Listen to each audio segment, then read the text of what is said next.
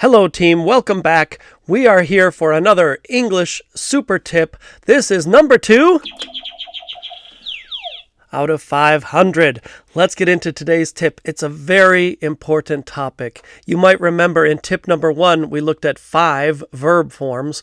Well, today our number changes from 5 to 4. Today is all about the 4 helping verbs. This is a super tip, a very important topic for learning and understanding English grammar and English conversation in general. Let's do the 4 helping verbs together. Great point here. The number is 4, not 5, not 6, not 100. You only need to remember 4 when you think about the helping verbs. So it shouldn't be too difficult for us to cover it. Even if you don't know what a helping verb is, even if you have no idea about this lesson, I promise you, at the end of this tip, you will know the 4 helping verbs. You will understand it, even with just this one short video. So let's get into our 4 helping verbs here. It is 4. 1, 2, 3, and 4. All right. And before we look at those 4, we need to think about the word helping. Not everybody says helping. Some English teachers will teach this as the word auxiliary, right? Auxiliary. It sounds cool, but I think the word helping is better. It's clearer. It gives us the right understanding. Because think about what helping means. Let's use some pictures here, right? Look at the father is helping his son climb up the stairs. Okay. And the younger brother is helping the older brother get dressed. Something like that, okay? They are helping, giving assistance, doing some work for another person to help the other person. So that's the idea of helping. And I really like this because in the grammar, it has the same meaning. One thing is going to give assistance to another thing. Okay, look at our sample sentence here. I play soccer and I eat falafel. I have a challenge for you. Look at the blue sentence. Can you pick out the verbs? Just find the verbs in that sentence. So, what is a verb? A verb is an action, right? The verb is the action part of the sentence. The moving, the doing, the creating. So, look back at the sentence again. How many verbs do we have? Well, the person in this sentence, I, has 2 actions. First action, play. There's one verb, but we're not finished. There is a second action. The other action is eat. So this sentence has 2 verbs. Okay? Here's a question. How many actions does it have? It has 2 actions as well. That's perfectly logical, right? 2 verbs, 2 actions. But when we have 2 actions, 2 verbs, 2 actions, in the morning, play soccer, in the evening, eat falafel. Good, totally correct, totally right, but not connected to each other. Right? We cannot play soccer and eat falafel at the same time. Playing soccer does not help us to get the falafel. These are both correct actions, but they are separate. They are not connected. If these actions are not connected, they are not helping each other. So do we have 2 verbs? Yes. Do we have a helping verb? No. They do not connect. They do not work together as a team. They are separate actions. Let's bring in another sentence here. How about I am playing soccer? Look for the verbs. Again, we have 2 verbs. We have am and we have playing. So we have 2 verbs here. But the next step is to ask, how many actions do we have? All right, our action here is just play. We only have that one action. We have 2 verbs, but only this action, only the soccer playing. So one action with 2 verbs. That means the first verb is a helping verb. Okay? If you have a helping verb, you will have a regular verb, or we often call it the main verb. The main verb. It just means normal verb. The helping verb and the main verb, that creates only one action. Two verbs, one action, that's a helping verb situation. Let's try it with our other example, okay? I can cook falafel. All right, so we're back to the falafel here. How many verbs do we have? This is can, that's called a modal verb. So can is a verb and cook is a verb. Again, we have two verbs, right? But we only have falafel here.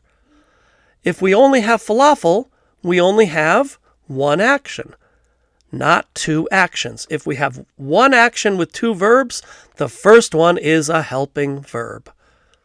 Okay? So, look back at our pictures. Do you notice in the first picture, the adult is helping the child, right? The adult gives the help and the child receives the help. And in the second picture, the younger brother is helping the older brother. I think so, right? The younger brother gives the help and the older brother receives the help. So when we talk about helping, there's a relationship. There is an exchange or a giving in a helping situation. A gives the help to B. We're going to see that the same way in the grammar. Let's go back to our sentence here. I can cook falafel. All right. In this sentence, can gives help to cook. It explains something about the cook. It's not just I cook falafel. It's some more specific point, more information about the cooking. I can cook falafel. I have the ability to cook falafel. I know how to cook falafel. Can is helping the cook. Can is helping us understand cook. Same thing in our soccer sentence. I am playing soccer. Okay. Am is helping playing. It's giving some support or it's giving some meaning to the playing. In this case, the am means right now, in progress. All right. So those are our helping verbs, and as we've said several times now, there are 4 of them, but we need to know what are the 4 helping verbs. So let's get started. First one, easy peasy. Our first one is simply do. That's our first helping verb. Our second helping verb is the modal group. Okay, anything that's a modal is a helping verb. Our third group, or a third helping verb, have. And our last helping verb down at the bottom is be. And we are finished. 1, 2, 3, 4. Do, modal, have, and be. The end. Those are the helping verbs in English. Except we're not quite finished. It's a little bit wrong to say these are the helping verbs. We need to be a little bit more careful. So let me mention, although we only have these 4, we have to make it more sophisticated with these 4 pictures. All right, look at the pictures. We have a young man, we have an older man, we have a happy lady, and we have a woman cooking breakfast or something like that, okay? Okay, how many do we have? 1, 2, 3, 4. Again, 4 is the magic number here. But look up at the top. Look at the young man. Is he alone? No, he's with his family. The older man, he's with his wife or his sister. The happy lady is with her family. And at the bottom, the whole family is cooking breakfast together. These are not pictures of individuals. These are pictures of families. And the helping verbs are the same way. Do is not a word. Do is a family. Modal is not a word. Modal is a family. Have is a family, and be is the be family. So we need to think about these as family groups. So here's a picture of the do family. Now, before we continue, let me suggest we go back in time. All right, that's our signal that it's time to rewind. I'm just trying to keep you interested in the video with some graphics. All right, let's go back in time. Tip number 1, we learned about the 5 verb forms in our last video. We learned that verb 1 is play, but verb 2 is in the past, so we add ed, verb 2, played. Verb 3 is the twin, played, same as verb 2. Verb 4 is the ing, so we say playing. And at verb 5, third person singular, we add s. Okay, these were our 5 verb forms. We did that in our last video. Today, especially remember verb 1, verb 2, and verb 5. I'm not saying that 3 and 4 are eliminated, but the ones that are really important for helping verbs, 1, 2, and 5. Look at how this is going to help us today. Come back to our do family. Okay, look, our first member of the do family is do. But do is verb 1. All right, so that's the first person in the family. Do, verb 1. Now, the next person in the family is verb 2. Verb 2 is the past, so this one is did. Do is the mother and did is the father. You know, they're the 2 members of the family. And then they have a son or a daughter. Verb 5, does. Does is in the family.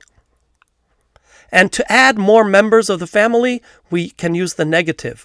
It's not only do and does and did, but also the negative versions like don't and doesn't and also didn't.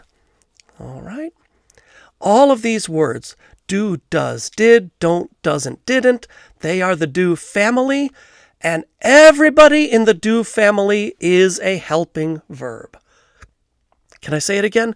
Everybody in the do family is a helping verb. They are all helping verbs. And along with the do family, if we move to the next house next door, we have the modal family.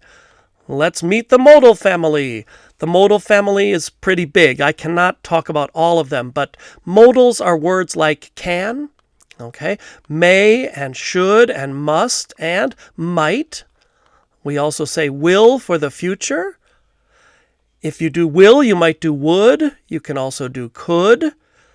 And we get some more difficult ones like ought to. And sometimes we use this in American English. Shall. Shall is a helping verb. Okay? So these are our modal family verbs. Now, this is not the total modal family, okay? There are more, but we will study the modals carefully in a future tip. For today, we'll just say these are some examples of the modal family. We don't have time to meet the whole family yet. Let's go on to the have family. Have family, please introduce yourselves. Well, you can guess the first member of the have family is have. And then we need verb 2, which is had for the past.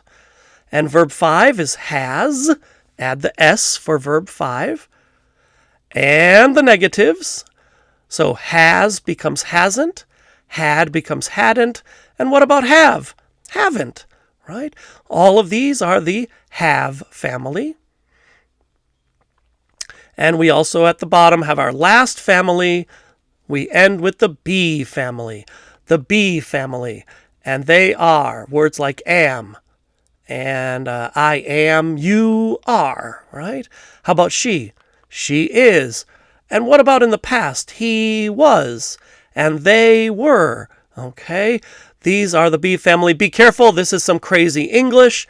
We have a difficult time saying verb 1, verb 2, verb 3. The be doesn't fit very well. Am and are different forms of verb 1. Okay. Was and were are different forms for verb 2. Is verb 5. It's a difficult verb. It's crazy English. But that is our be family. Don't forget the negatives. Aren't. How about is? Isn't. Was becomes wasn't. Were becomes weren't. Okay. We've got our negative be family as well. Let's put them all together. That's the be family. And those are our helping verbs. Not for words, but for families. Okay? For families of words. But the good news is, There's no fifth family. Okay, this isn't The Godfather. We don't have the 5 families. We only have 4 families here. These are our helping verbs.